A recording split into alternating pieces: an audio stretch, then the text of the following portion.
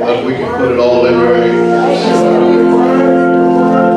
Lord, we bless your name now. Because you are worthy of all our praise. Now, Lord, as we stand before this sacred place,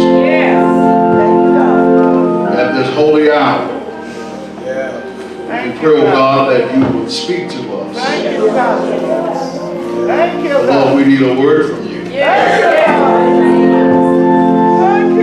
Some of us came in with bowed down heads. We need a word from you. Some of us came in with heavy hearts. We need a word from you. And though we celebrate Mother's Day, some, Lord, are still sad because they remember those whom have gone on before them. They need a word from you. So, Lord, we pray today that you would speak to us. Speak to our hearts. Speak to our mind. Speak to our greatest and our deepest need. Wrap your arms around us, oh Lord. Hug us and squeeze us real tight. Lord, for we need you. The hymn writer said, guide me, O thou great Jehovah, pilgrim through this barren land. I am weak, but you are mighty. Hold me with your powerful hand. Bread of heaven, bread of heaven, feed me until I want no more. This is our prayer in the name of Jesus. All of God's children say, Thank you, God. Thank you. pray you'll forgive me today as I Thank you. do not have what I call a Mother's Day message, but I've got a message. Book of James, chapter number 1. James chapter number 1. When you have it, stand for the reading of God's Word. 2 verses that I want you to be mindful of. James chapter 1, 2 verses. Verses 3 and verses 4 of the text. And I'll read to you from the New King James Bible. James chapter 1, verse 3 and verse number 4. The text reads, knowing that the testing of your faith produces patience. But let patience have its perfect work, that you may be perfect and complete, lacking nothing. You may be seated in the presence of God.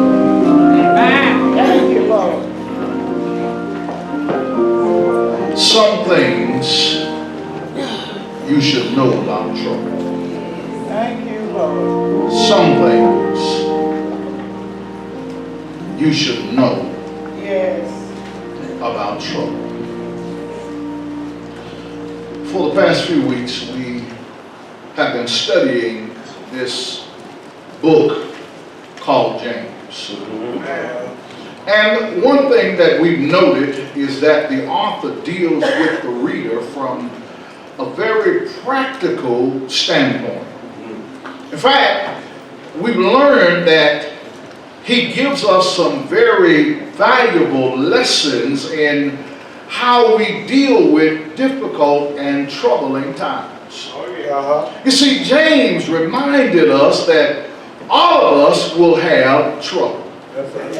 All of us will have some problems.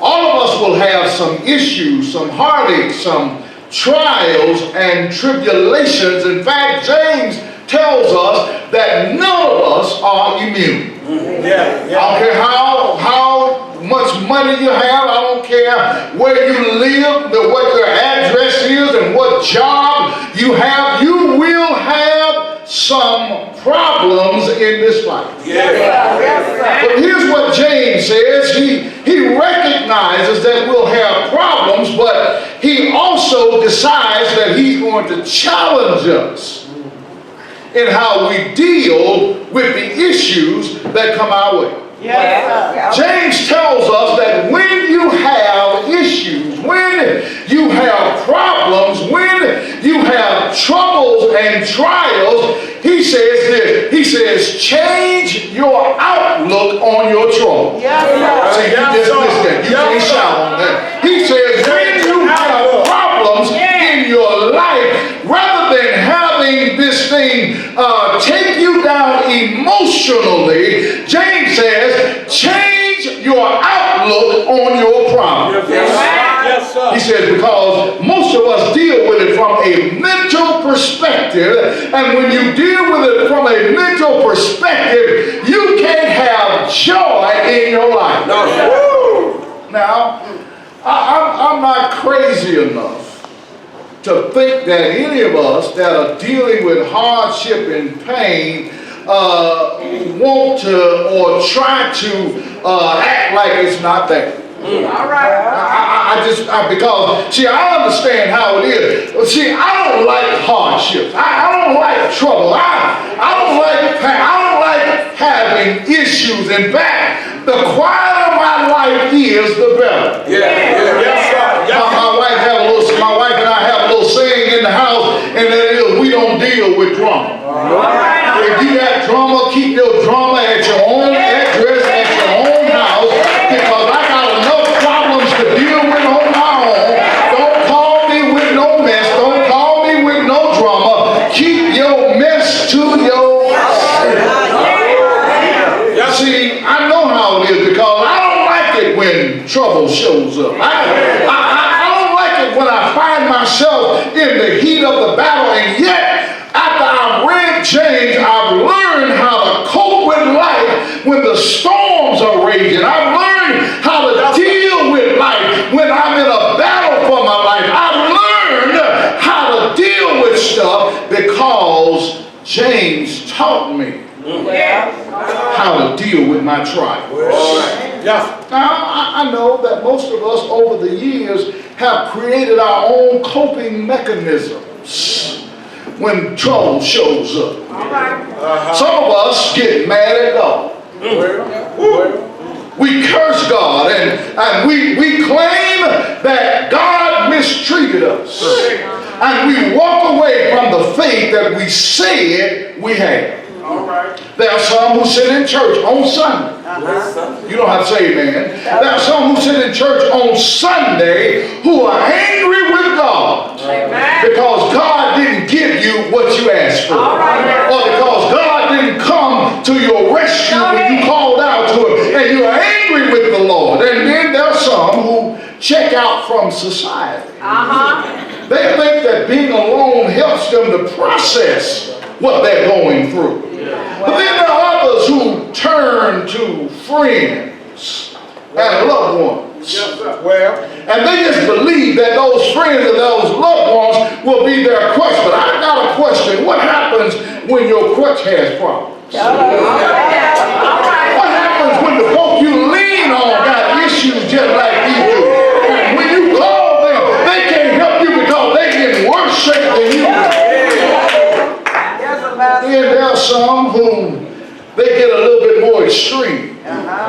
They turn to detrimental elements to drown away their pain. They dull their senses because they think that dulling their senses or drowning away their pain will make the trouble go away. And then when they wake up, they discover that the stuff is still right there waiting on them. And then there are some extreme examples where you have some folk who, rather than dealing with the trials of life, will just decide they want to check out. They want to end the pain. They want to walk away. They want to commit suicide. And they don't know that that action just causes more pain. But But James understands this. James understands that life is challenging. He knows that there are times when living can be difficult. And so he offers some great advice to get us through tough times. He tells us, in essence, how to profit from trials. Yes.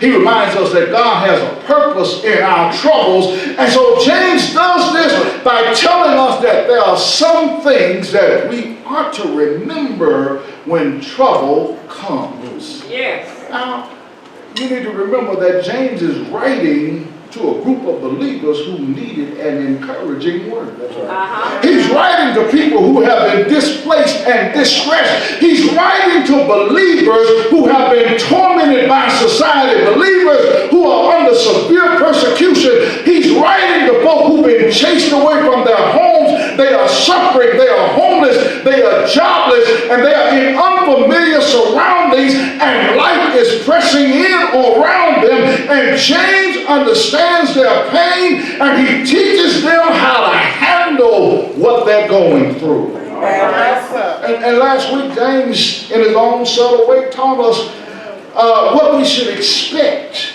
when trouble comes. In fact, James told us that troubles are a fact of life.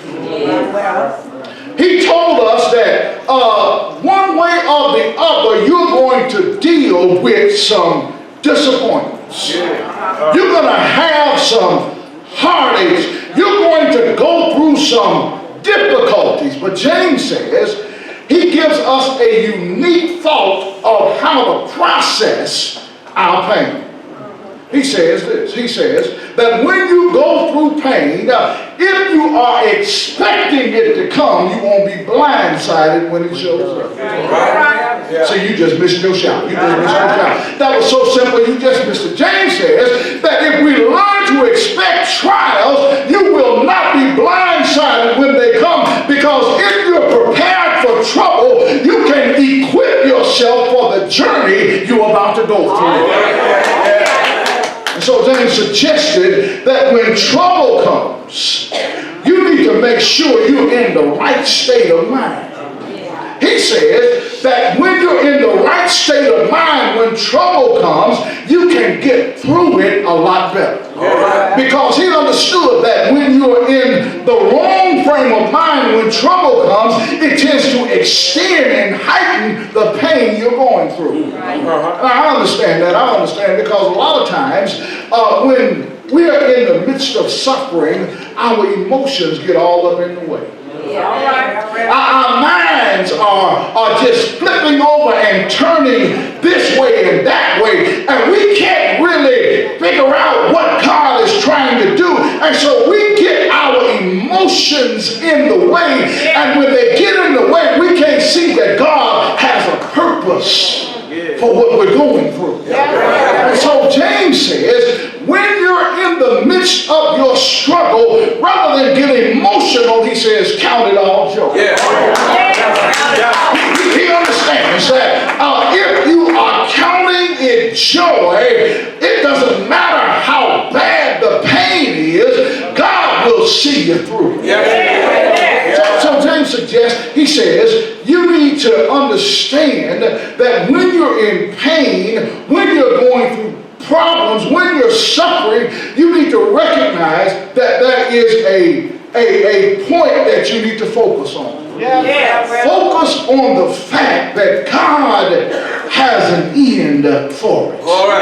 Focus on the fact that God is doing something in the midst of what you're going through. Focus on the fact that even though you're falling, God won't let you fall. You just missed that. Focus on the fact that God knows where you are. He knows what you're dealing with. He knows how hard it is, but he's standing right by your side every step of the way. Focus on the fact that when God puts you in it, he'll also bring you out of it.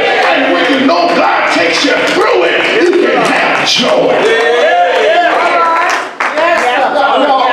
There are some movies that I like to watch, but there are times when I watch these movies and they get me all upset. They get me upset because it seems like the bad guy is winning. I mean, it seems like no matter what the good guy tries to do, the bad guy keeps on winning. And then I remember I seen the end of the movie. And I remember that at the end of the movie, the good guy comes out on top. You just missed it. Watch this. When I remember that the good guy comes out on top, I start wondering why in the world am I mad about what's going on in the middle of the movie when I know the ending? Because if I know the ending's coming out well, why am I messed up while I'm going through? You still can't shout yet. Here it is. James says, if you know God's got you on the way in and in the middle and on the way out, why are you upset when you're in the storm even though he's in the boat with you? When you know God is in control, you can have joy in the midst of the storm. When you know God's got your back, you can have joy even though the pain is intense, even though. So James says, count it joy. But there's still a problem. I know there's still a problem because if we stop at verse 2, we have a problem with it being incomplete and unfruitful. If we stop at verse number 2, we won't understand or be able to answer the question of why. Why am I dealing with this? Why am I suffering and why am I in so much pain? Why is there so much heartache? Is there a purpose for my trouble? Because verse 2 doesn't answer that question. Verse 2 only tells you how to deal with it. And so if I just stopped at verse 2, I would be left wondering what's next. Is there an end game to this? What does it mean? Does the Lord care for me? Am I going through this for no reason? If we stopped at verse 2, we would have no reason to have joy in the midst of our trials. But thank God.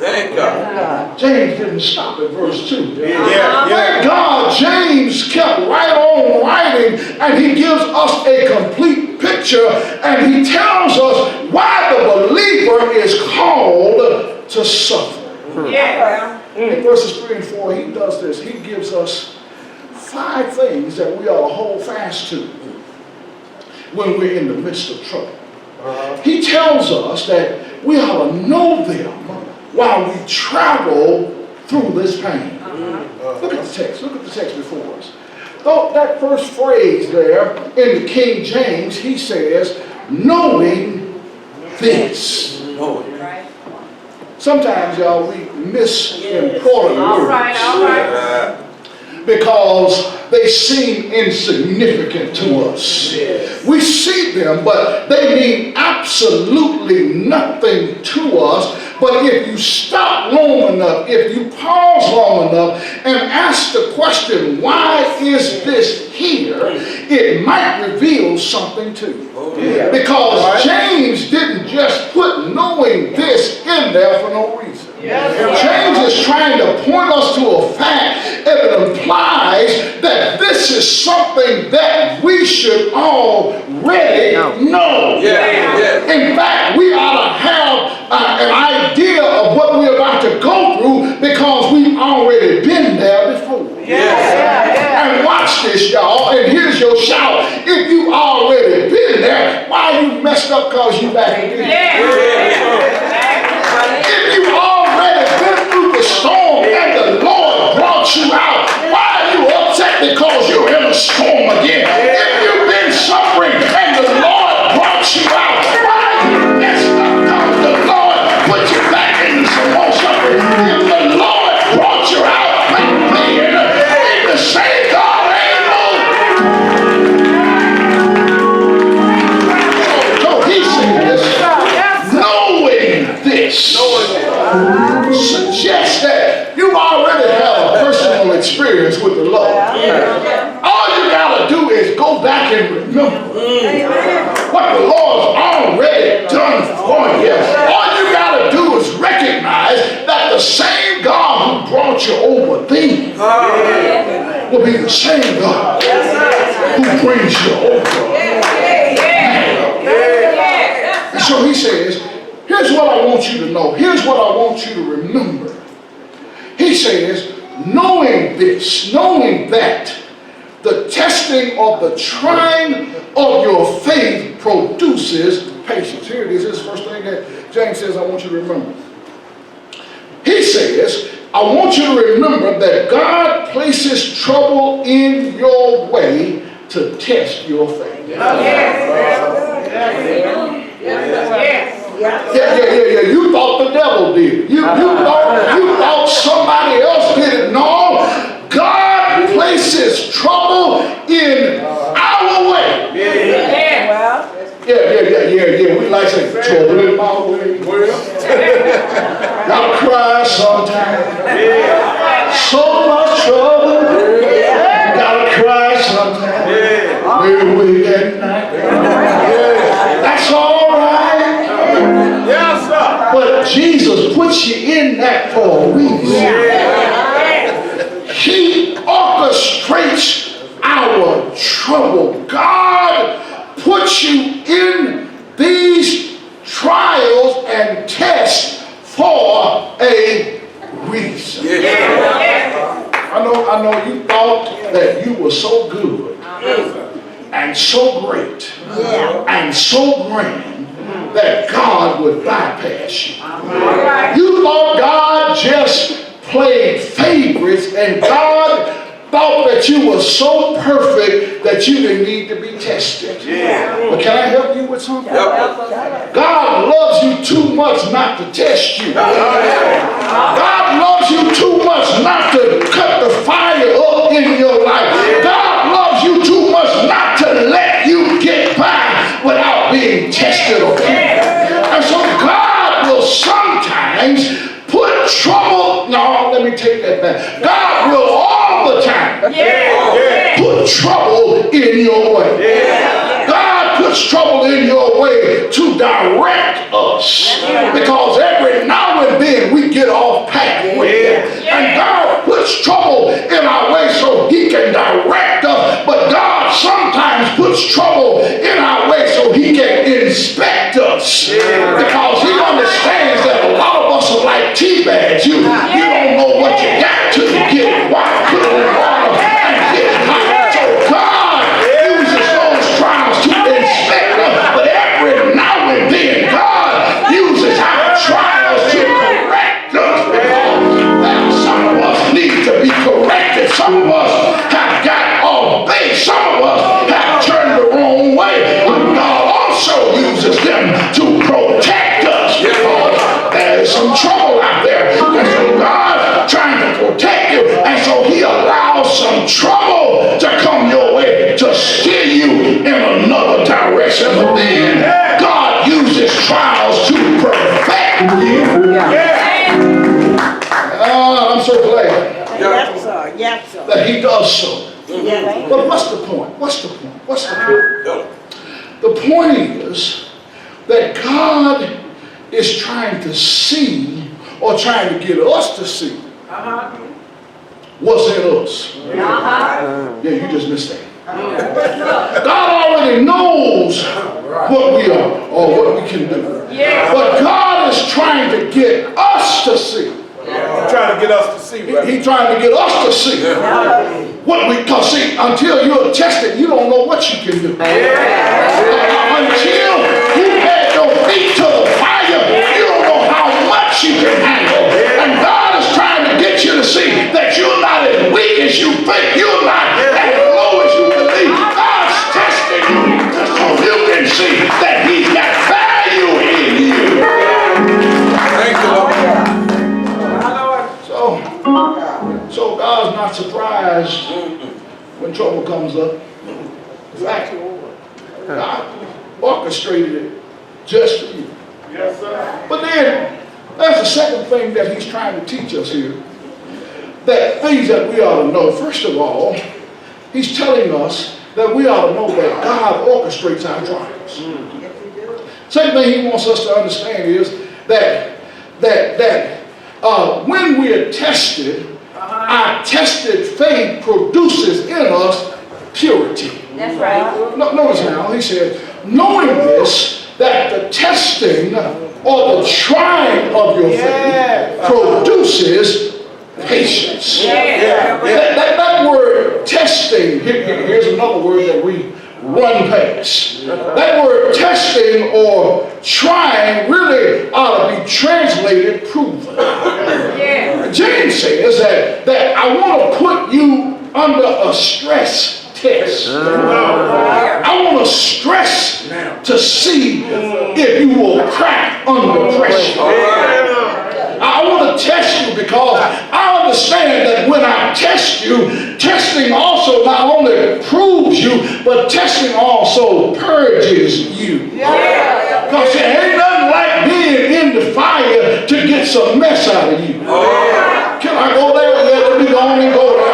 Ain't nothing like God putting you to the test to get you to see there's some mess you need to leave behind. Ain't nothing like God putting you to the test to get you to see that there's some hope you need to turn around. Ain't nothing like God putting you through the test to get you to recognize that there are some places that you ought not go no more. Ain't nothing like God putting you through the test to tell you there's some stuff you need to quit eating, some stuff you need to quit drinking, some. So God puts you in the test so that he might purge some stuff.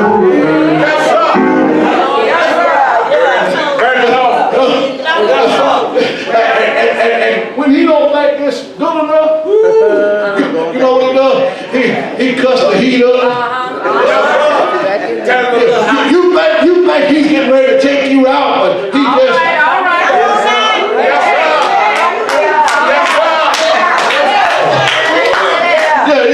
You think you've gone through enough stuff and lost it all, baby, I ain't through with you yet. He just cranks the fire just a little bit harder because when he looks at you, he's still seeing some stuff in you that don't look like him. And so he turns it up higher so he can get that mess out of you and then him into you.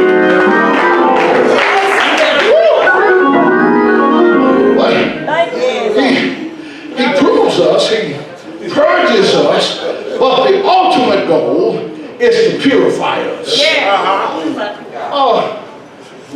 If you know anything about gold and silver, you understand that gold and silver are purified in high heat. And what the smelter will do is he'll put it in this liquid. He'll put it in heat, and the fire will be so hot that it turns to liquid. And what happens is, as it reaches a boiling point, all of the mess From the top. will rise to the top.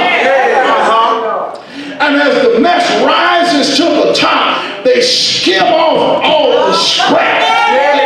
They skim off all the mess. They take off all the troubles. They get rid of the stuff that ain't right. And then what they'll do is, because it still might not be completely pure, they'll turn the heat up just a little bit higher so that the rest of the stuff will begin to float to the top. Now, just because you are in the fire, it must mean God's got some stuff. You trying to get so I want you to recognize that God placed you with the problem. Secondly, he said that he puts you in this because he wants to test your faith and see that it will produce purity. But then he comes to this third thing and he says that here's what I want also to see when I test you. I want to see and I want to design some trouble that when it gets in your life, it will produce perseverance. Watch this. Oh, this is getting good now. Because the word perseverance is a Greek word that has actually two meanings. First of all, it is a preposition that means under. But then it is a verb that means to stand fast. And so James is saying that when he tests you, he wants to test you to see if you can stand up under problems, if you can stand up under heat, if you can stand up under suffering. And what he does is he makes sure that when he's done with you, you're able to stand even when the fire is hotter than anything you can imagine. And so he says, I want you to have perseverance. Now I know some of your Bible says patience. Patience, there's a difference between patience and perseverance. Patience is a word that says that a man will be patient. In patience, he won't be easily provoked or angered by difficult people. That's okay. That's okay. But perseverance goes a little bit farther, because perseverance endures even when people just keep on messing with you. You understand? That patience said, I can deal with you once, twice, 3 times, 4 times, 5 times, 6 times. But perseverance said, no matter what you do to me, I'm just going to keep on standing up under the pressure. And so he says, in spite of how hot the fire gets, I'm going to still stand under the pressure. And so what he's trying to do is make sure that when you are tried and tested, you're able to stand up under the pressure. They said I wasn't going to make it, but I'm still here. They said I couldn't handle the pain, but I'm still here. They said that I would crack when he left me, but I'm still here. They said I wasn't going to make it, but I lost everything, but I'm still here. I'm still here. Even though they said that the disease was going to take me out, but I'm still here.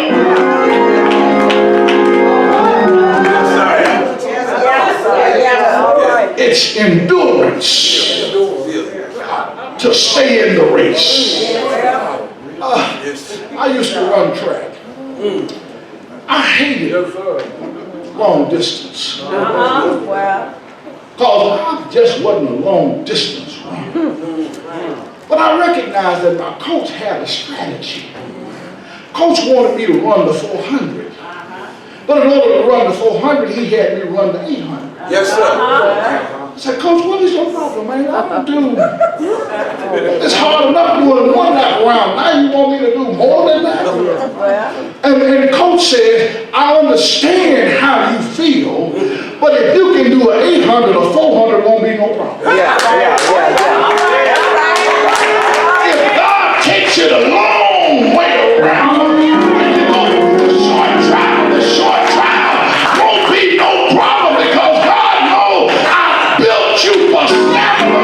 I built you for steadfastness. I built you for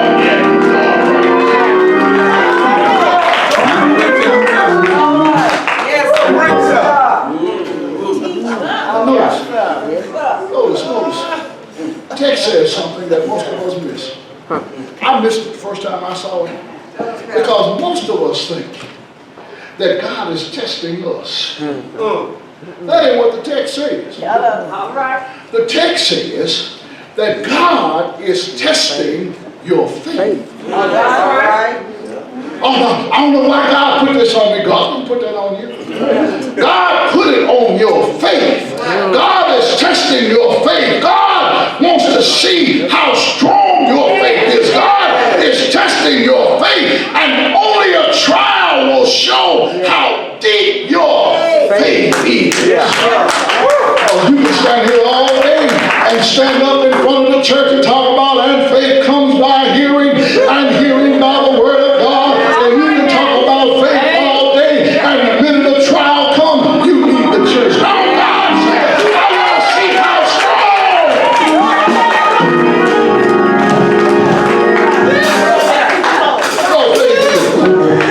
Because he knows that strong faith will reveal his brilliance. Read the story of a jeweler who had two gems. One was the real thing, and the other was that cubic zirconia. And he understood that a real jeweler could tell the difference, but he also knew that if you didn't have an experienced eye, you couldn't tell what was what. And he said, I know a way where you can discern the difference between the real and the fake. He put it to what they call the water test. He took this jewel and he put it in water. He recognized that cubic zirconia might shine real good when it's outside of elements. But if you put it in water, it won't shine. But if you put a real diamond in water, it doesn't matter how much water it's in, the brighter it will shine, the more brilliant it will shine, the more it will shine. Are you zirconia or are you a real diamond? Put me in water and let's see where I stand.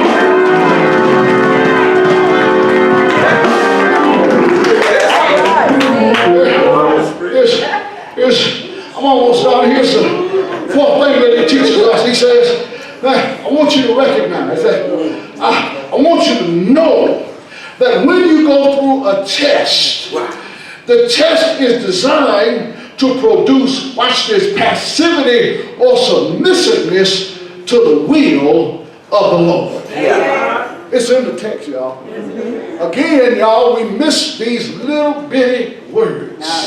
Because when you get to verse number 4, the second word in the King James text is the word let. See, the problem with us is when God puts us in a test, most of us like to fight God. They had an old play years ago, your arms are too short to box with God. They are too short.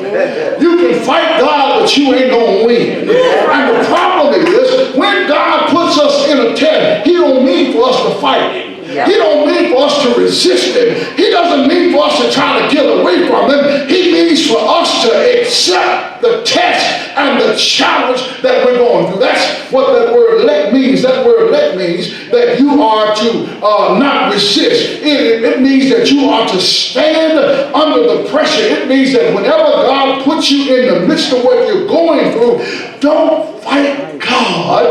Just let God do what God's going to do. I know you can't handle that because you want to pray, you want to just call on God, and you want to say, I ain't falling for this, I ain't going through this test. No, God puts you in the test for a reason. You are under divine obligation. God put you there because he's trying to get something out of you. So stop resisting when God puts you in the midst of hard times. I know you're saying right now, Pastor, you must be out of your mind. You're telling me that when pain hits, I'm supposed to accept it. No, that's not what I'm telling you. I'm telling you to recognize where the pain is coming from. And when you recognize where the pain is coming from, start asking God, what is it you're trying to teach me in this? Rather than trying to run away, rather than trying to act like ain't nothing going on, just ask God, Lord, what are you trying to show me? And so he says, let patience have its perfect work, that you may be complete, entire, and wanting nothing.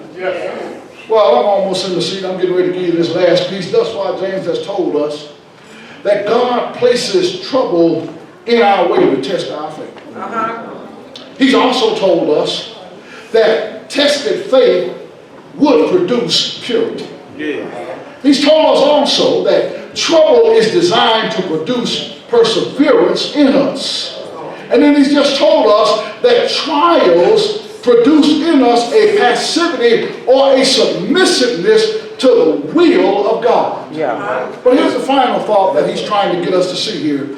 He's trying to get us to understand the purpose of our stress. The purpose of our suffering, the purpose of our pain, the purpose of our problem. He says that the purpose of all that you're going through is to lead you to perfection.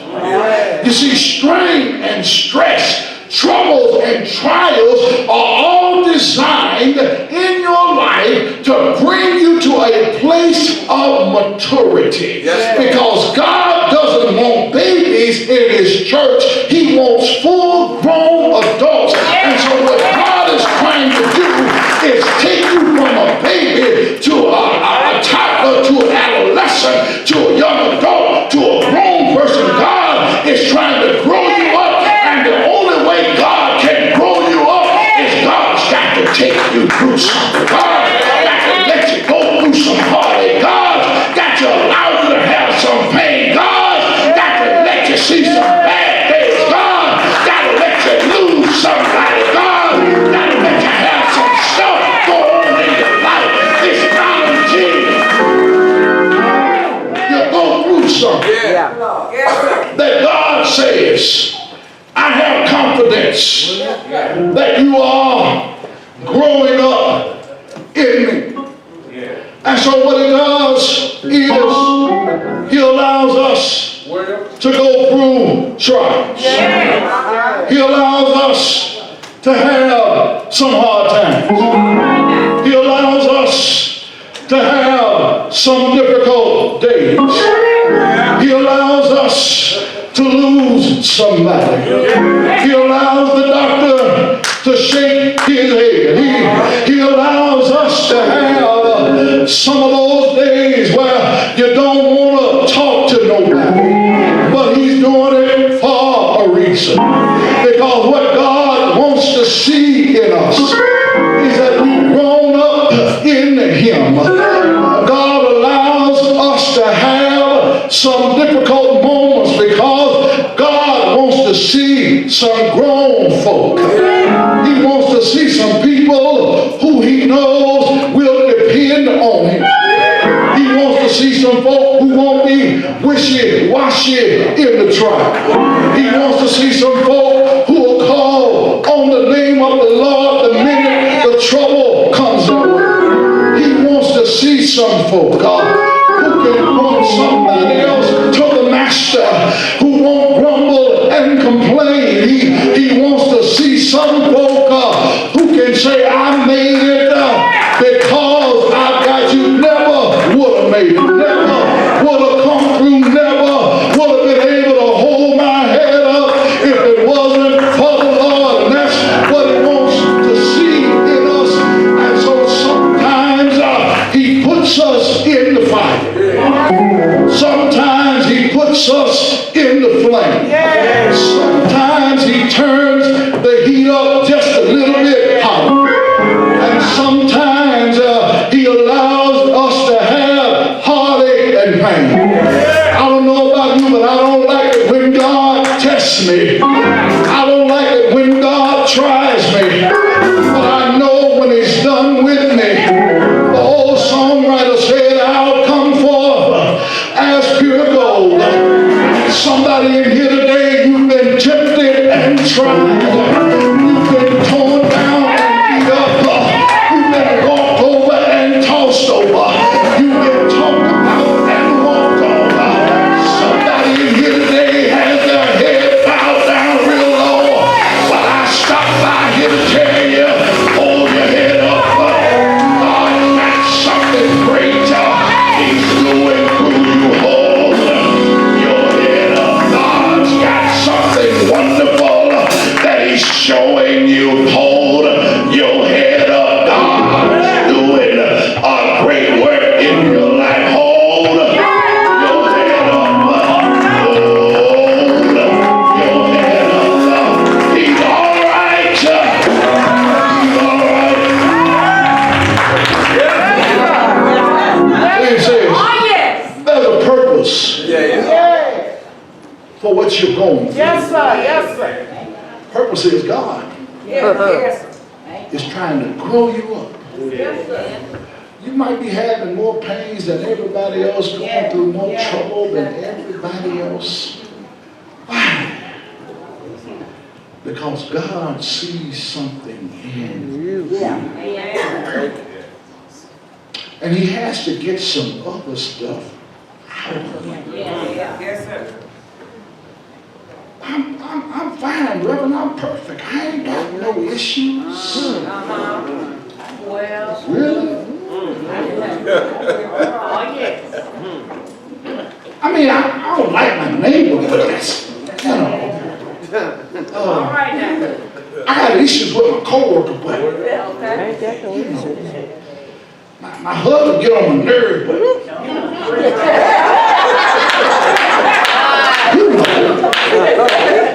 I ain't really got no issues. I'm glad you see that. But God doesn't see it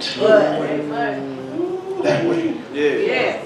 Because the stuff, a lot of the stuff that's in us can't go to heaven with us. Yes, sir. And I want God to get me right while I'm here. Yes, sir. Right there. Because when I get to heaven, I ain't gonna have to worry about all that stuff. When I get to heaven, everything will be right about me. But while I'm here, I won't be just like him. And I can't be like him if I still got some mess on top. Can't be like him if I still got some stuff that's hanging on to me. I can't be like him if I won't let God take it off. James says, there's some things that you ought to know when trouble comes your way.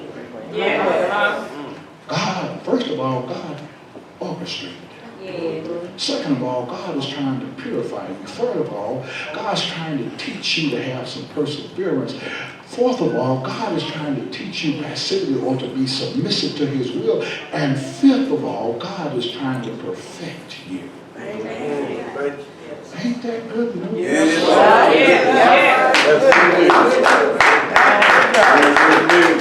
That's good news.